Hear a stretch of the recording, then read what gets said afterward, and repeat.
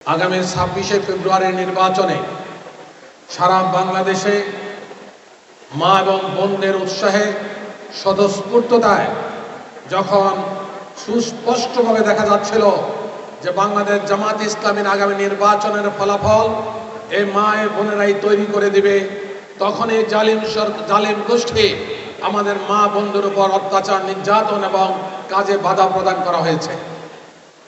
বেশ কয়েকটি উত্তরবঙ্গের জনসমাবেশে, জনসমুদ্রে আমাদের আমির ডাক্তার শফিকুর রহমান সুস্পষ্ট ভাষায় বলেছিলেন, প্রত্যেকটি জনসভায় আমাদের মা বোনদের ইজ্জতের উপর যদি কেউ হামলা করে, তাদের দিকে যদি কেউ দৃষ্টি নিক্ষেপ করে, কোনো ধরনের অসৎ আচরণ করে, তাহলে তার দাঁত ভাঙা জবাব দেওয়া হবে ইনশাআল্লাহ।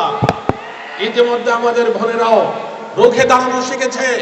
যারা এফটিজিং করতে আসে তাদেরকে দাঁত ভাঙা জবাব দেওয়ার জন্য মানসিক প্রস্তুতি গ্রহণ করেছে।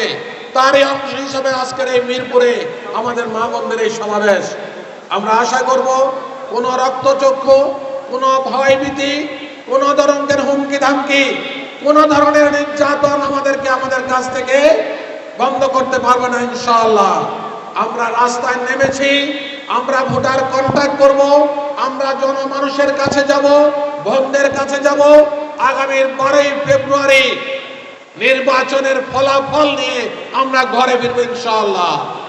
আমাদের জন্য সবচেয়ে বড় সুবিধা হলো আমাদের আমির জামাত ডাক্তার শফিকুর রহমান আগামী জামাত রাষ্ট্র ক্ষমতায় গেলে যিনি প্রধানমন্ত্রী হবেন, এই এলাকার মানুষরা, এলাকার মা বোনেরা শুধু একজন এমপিকে ভোট দিবেন না, আগামীর প্রধানমন্ত্রীকে ভোট দিবেন।